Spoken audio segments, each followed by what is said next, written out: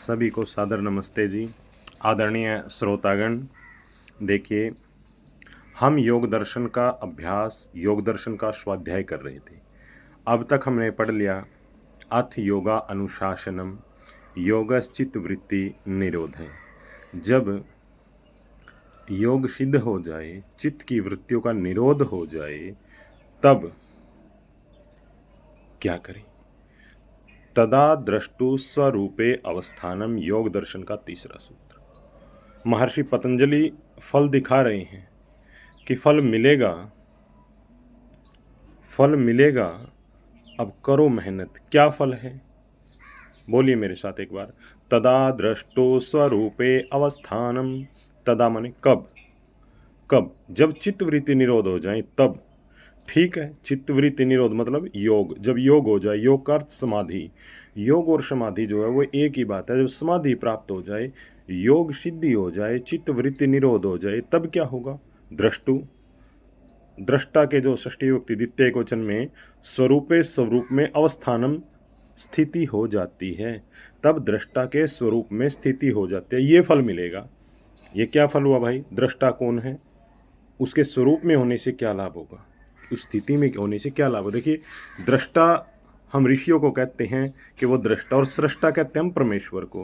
वो सृष्टि को रचाने वाला होने से सृष्टा। लेकिन दृष्टा महर्षियों को भी कहा गया, ऋषि मुनियों को भी कहा गया, जीवात्मा को भी कहा गया, और दृष्टा हम परमेश्वर को भी यहाँ कह रहे हैं। देखिए, दृष्टा दो, एक का नाम जीवात्मा और दूसरे का नाम परमात्मा, ईश्वर।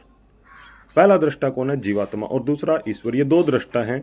तो चित्त वृत्ति जो है वो निरोध होने पर, योग सिद्ध हो जाने पर, दो दृष्टाओं के स्वरूप में योगी की स्थिति हो जाएगी। जो योग कर रहा था, जो साधना कर रहा था, और साधक व्यक्ति की जो स्थिति है वो दृष्टा के स्वरूप में हो जाएगी। तो दृष्टा है दो, आत्मा और परमात्मा, और दोनों ही चेतन हैं।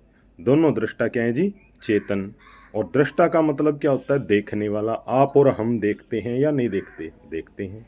या देखने से मतलब क्या है? सिर्फ आंख से देखना नहीं है। दर्शन शास्त्र में दृश्य धातु, दृश्य धातु देखना, इसका अर्थ और भी बहुत कुछ है। दर्शनम ज्ञानम, तो दृष्टा का अर्थ है ज्ञान प्राप्त करने वाला, ज्ञान वाला व्यक्ति, वो है चेतन, वो है दृष्टा।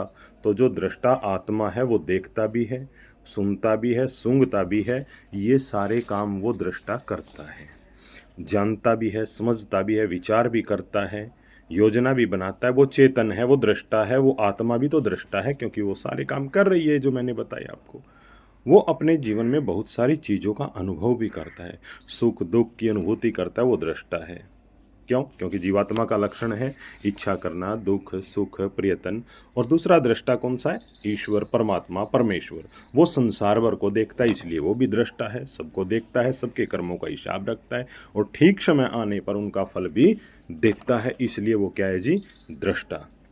तो यहाँ दोनों दृष्टाओं के स्वरूप, जीवात्मा की स्थिति होती है, साधक की स्थिति हो जाती है। और जब वो आत्मा के स्वरूप में स्थिति होती है तो संप्रज्ञात समाधि कहलाती है। दो प्रकार की है समाधि। जब हम यम नियम, आसन, प्राणायाम, प्रत्याहार, धारणा, ध्यान और समाधि, संप्रज्ञात समाधि और असंप्रज्ञात समाधि। तो साधक की जब स्थिति हो जाती है कैसी? जब वो आत्मा के स्वरूप में स्थित होती है तो संप्रज्ञात समाधि कहलाती है।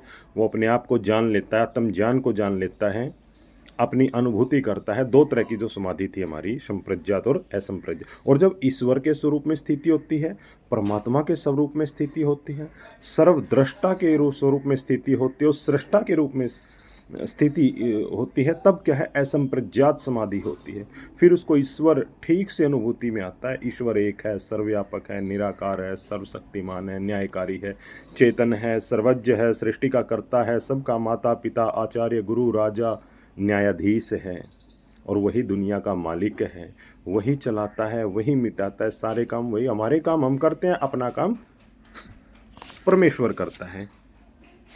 देखिए, उसके इस तरह से ईश्वर की अनुभूति होती है। वह है तदा द्रष्टु स्वरूपे अवस्थानम।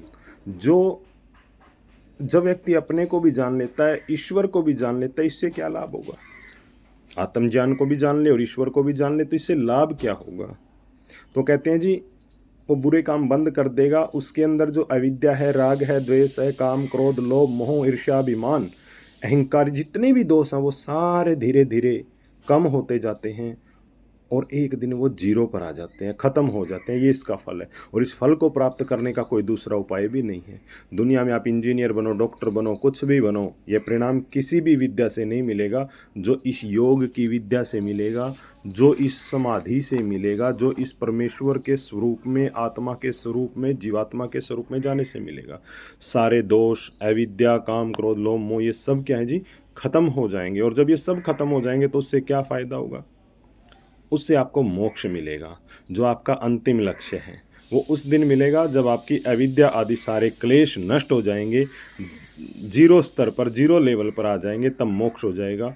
और तो इसका फल है योग विद्या का मोक्ष प्राप्ति। धर्म, अर्थ, काम और मोक्ष। कल हम पढ़ेंगे वृत्ति सारूप्यम इत्रतर चौथा। आज के लिए धन्यवाद। इतना ही। इति ओम।